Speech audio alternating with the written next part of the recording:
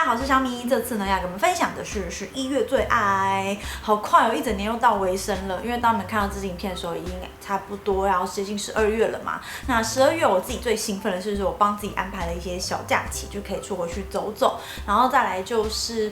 明年度的部分呢，我也有一些个人的计划正在准备中，大家可以稍微期待一下。那这次11月最爱比较特别的是，没有任何彩妆的单品，因为我近期会有一些年度的彩妆单元会跟大家做分享，那大家可以之后再看比较详细的分享。那11月呢，就是会比较多我近期爱用的产品们，那我们就一起开始吧。那首先第一样呢是这个雅诗兰黛的微分子隐形喷雾，我已经用到大概用掉一半以上的量了。那这个微分子隐形喷雾呢，其实是我无意间用到，觉得还蛮好用的一个产品。那这个是雅诗兰黛寄给我的公关品，但是我之后用完之后，我应该会想要去回购。它其实比较有点像是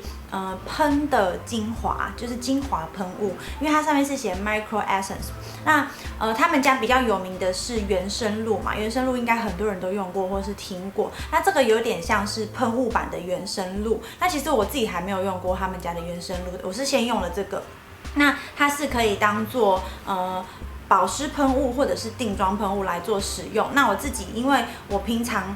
有时候很懒得擦化妆水的时候，我会直接用这种保湿喷雾。那我用它的时机呢，就是我平常清洁完用倩碧的洁肤水之后会直接喷它。那早上起床的时候清水洗完，我就会直接喷它，当做化妆水的步骤。那在我上完妆之后呢，我想让我肌肤有一些基本保湿度的话，我也会在完妆之后喷它。然后你们看到它的喷雾是非常非常的细，几乎没有任何那种水珠感。然后我第一次用它的时候很惊讶，就觉得哇，这个在脸上的那种肤触非常的舒服。然后加上它用起来是比一般的那种纯保湿的化妆水是有感的，因为它是添加了一些精华成分在里头。然后再来就是因为它的分子很细，所以你在妆后就上妆完时候使用也不会影响你的妆感，就像我这样上完妆也可以直接这样子喷。所以这是我近期用了很喜欢的一个精华喷雾。那我会因为它想要再去买他们家的原生露来试看看。那如果你有用过原生露的话，欢迎分享你的心得在下面给我参考。再来第二样呢是金硕的雷美系列日抛隐形眼镜。那其实如果你有在很早之前就看我的影片的话，就会发现我早期其实是习惯带变色跟放大片来拍片的。那老实说，就是我以前对自己的戴透明片是比较没有自信，因为我会觉得看起来可能很没有神，或者是眼睛不够大之类的。那后来陆续有些人反映，就是说会觉得我的眼睛其实不太需要带放大片，可能会有一点点太吓人之类。因为有些人可能用比较温和，有些人也会用比较激烈的字眼去讲。那我就开始想说，那如果我试着戴透明片看看，会不会有不一样的效果？那我一开始戴回透明片的时候，其实是超不习惯，就觉得我眼睛怎么那么小？可是戴久之后，我就发现戴透明片看起来，其实你的眼神会是比较自然、比较柔和一点的。那因为我本身的我今天戴的是变色片不准，但是因为我本身的眼球也是有一点点深咖啡色，所以不会那么的黑，所以也有一点点像戴变色片。那有些人就会留言说你戴了什么？其实我近期后来都是戴透明片居多。那透明片好处也是因为它的透氧率比较高，也比较不会像变色片那样子，就是容易会有不适感。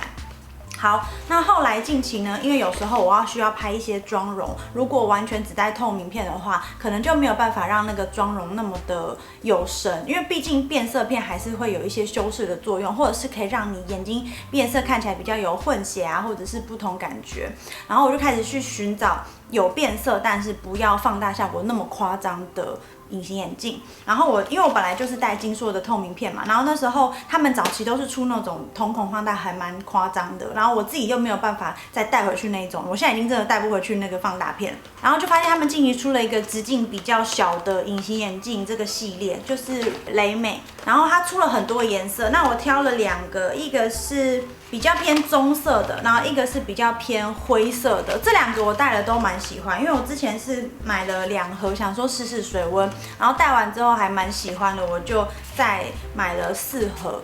那我还是不会天天戴变色片，我就是会在拍一些妆容，或者是有时候我想要妆比较重的时候，我会用这个去做搭配。那你们可以看一下，我今天就是戴棕色的那一个。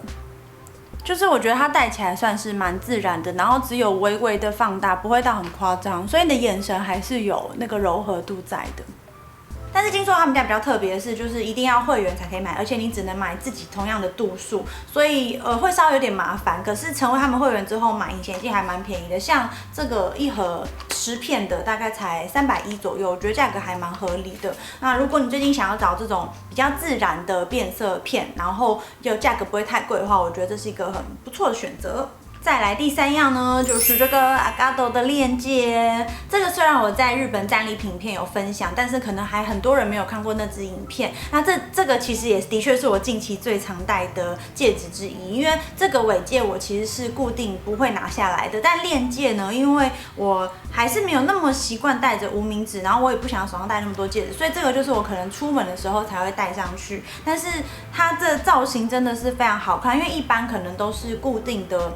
就是环状的嘛，就是这样固定的。可是它这个链戒呢，就是戴起来会跟一般的戒指效果不太一样。那你跟这种环状的搭配起来，也会有不同的感觉。再拉近给大家看一次它的细节，它就是这样子环状的，然后下面有个小吊牌。那你脱下来呢，其实它是这样子软软的。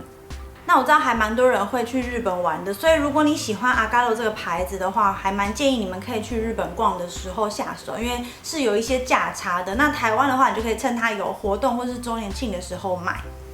再下样呢是 Richmond and Finch 的手机壳，没错，我终于换手机壳了。这一支 iPhone X 我大概用没有1年，应该有半年以上了吧。然后大家之前很常看到的都是那个犀牛盾只有边框的那个手机壳，那个其实我自己也非常喜欢。老实说，我也没有一直特别想换的冲动。那直到最近逛到这一个最近还蛮红的这个牌子，他们家的手机壳做的都是很有设计感的一些图样。然后比较不是我们可能常会看到的，那它有一些图案呢，就是像譬如说有爆的啊，或者是这种不规则的几何图案等等，那它配色都非常好看。然后我挑了超久，最后才挑了这一个，它就是比较条纹，然后不规则的设计。然后它是光滑面的，但是因为它的图文很花，所以你这样手去放也不会有那种明显的指纹痕迹。然后下面这一排呢，就是他们招牌的那种雾金色的品牌字样。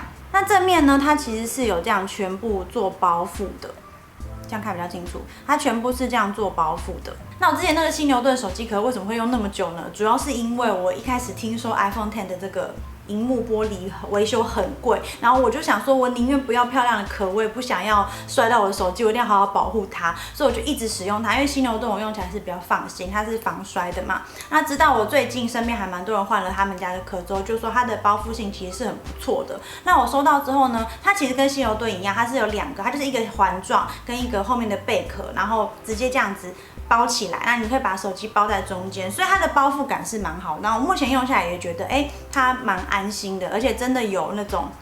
就是手机很固定的卡在里面，不会松松的感觉。但是这个壳它的单价就没有到超级便宜，这个我记得要40几块美金吧。那目前是它有官网可以直接买，然后我上次去微风广场无意间在B1 还 B2， 应该是 B1， 也有看到有人在代理去买，所以如果你想要看他本人的话，我会建议你们可以去看一下，然后价格跟官网是一模一样的，所以你看是要官网买还是要实际店面买也 OK， 这样子就提供给你们一个选择。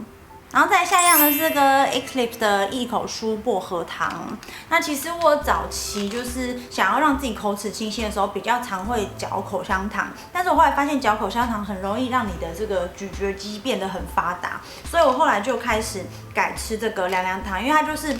一样有让你口齿清新的效果，可是它就是含着，然后嘴巴就是会变成凉凉的。那因为有时候我们在外面，譬如说工作啊，或者是刚吃完饭，不一定会有时间刷牙。然后我觉得这个就是可以快速让你保持口齿清新的方法。然后我在今天拍片之前吃完了，我刚刚还特地去超商买，结果发现最近出了这个冬季限定的款，超可爱的。你看到它上面变成圣诞树的包装我觉得还好啦，是里面超可爱，里面变成本来圆圆的嘛，然后变成这样子圣诞树的形状，也太可爱了。但它的缺点就是，其实我觉得它一盒蛮贵的，我记得它单买一盒本来要60几块吧，所以建议你们可以去大卖场，或者是趁它活动时候买。像我刚刚买2盒，他说什么才80几块的，一盒40几，我觉得跟那个 extra 口香糖就是价格不会差到太多，我就觉得还 OK。但是如果要我买一盒65，我会觉得它的单价稍微有一点点高，不过它其实里面的分量还蛮多的，所以我最近如果想要让我的就是吃完饭要保持口气清新的话，我最近是很爱吃这个，跟你们分享。最后呢是久违的好书分享，这次我要分享的书名叫做《说话的品格：把真心放入话中的24个练习》。那作者比较特别是韩国人，因为我其实蛮少看到韩国人的翻译书，比较常看到是讲华语或者是日本作家。那这本书呢，就如同它的书名，就是在讲关于怎么说话。那其实我之前看过一个，我觉得还蛮喜欢的是蔡康永的《说话之道》，他有出1、2集，如果你们有兴趣的话，也可以去翻，那本也写得很不错。那这个说话的品格呢，它其实撰写的方式很简单，它就是把说话的重点分成24个主题，然后每个主题可能会用一些故事啊，或是历史的背景去带到，让你用很明了的例子去了解他想要表达的重点。那我当然也挑了几个章节，我自己比较有兴趣的跟你们做分享。那这本书我觉得，与其是教你怎么说话，不如说它其实是告诉你说话需要掌握哪些重点跟核心价值。像它第一个就是写尊重与真心，然后就在讲说，你讲话就是你跟人家对话的时候，最基本就是你要有一定的尊重，就是你要尊重对方，然后你需要带着真心诚意。然后举的例子可能像是奥巴马啊、演说啊等等。然后还有说到说，你要跟对方讲话的时候，你一定要把你的耳朵打开，就是你要说得好，可是你也要把对方的话听进去。然后再还有一个章节呢，在讲的是协商与中庸，就是他写在极端中找到折中点。那我们很常会跟人家沟通的时候，会有不同的意见，比如我的意见是 A， 你的意见是 B， 可是我们两个如果都坚持己见的话，我们可能就会容易真的脸红脖子粗，或者是说，如果只有我退让的话，你可能在 B 的人占上风，可是 A 的人一定会心有不甘不服，那不是真正的服气。可是最好的解决办法应该是双方各退一步，尽量达到一个双赢的状态，可能彼此都稍微有一点点退让，可是最终的结果应该是好的。所以他在讲的是怎么样去思考双赢的沟通方案，还有协商的艺术。那他在讲，然后他也带到说，中庸其实不是说你很一板一眼，而中庸其实是在讲说你是有一个柔软的身段，就是你有时候你可以有一些坚持的想法，但是你有时候又可以做一些退让，这样才可以让不管是沟通或者是你处理事情上会有更有弹性，更好沟通。然后再来还有一个章节我自己蛮有共鸣的，叫做钝感与复原。那它的重点就是在讲说不受他人话语影响，坚持自己的信念。那我相信在现在这个资讯发达时代，每个人可能多少都有自己的社群。然后像我自己的话，就是因为我可能在网络上比较多人可能追踪或者是订阅，所以我其实是常常会接收到不同的各种不同的声音。那有些可能是正面的回馈，有些人可能是负面。那负面又分了2种，可能一种是真的很理性或者是良性的建议，那另外一种可能就是恶意的批评。那理性的建议我觉得很好，因为有时候我自己会看不清楚自己的盲点嘛。那恶意的批评呢，其实就是很需要培养一个东西叫做钝感力。那钝感力其实那个钝是刀子不够利那个筋部的钝。他在讲说，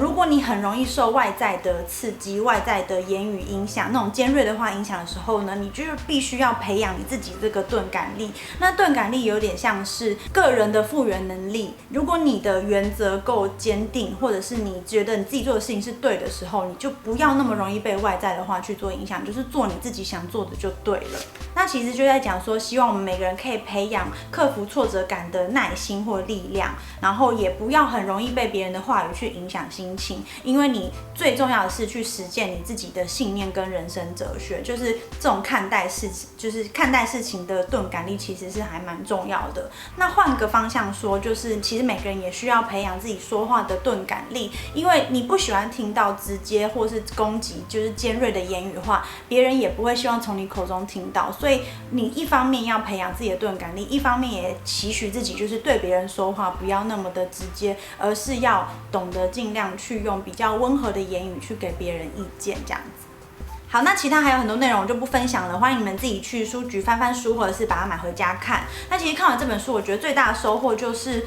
除了我已经知道的道理，我可以重新复习一遍之外，有时候我可能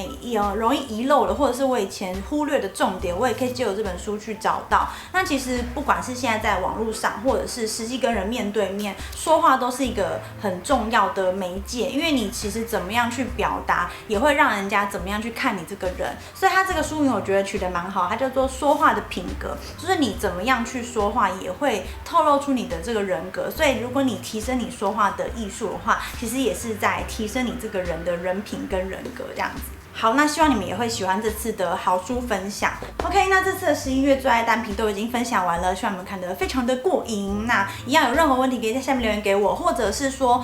你最近有看到什么好书，也非常欢迎你们。因为我最近比较忙，还没有时间去书局翻新书，但是如果你们有推荐的话，我都会去上网查看看我有没有兴趣这样子。那希望会喜欢这支影片，别忘了帮我按个喜欢，然后记得订阅我的频道，可以点这边。那我们就下次见喽，拜拜。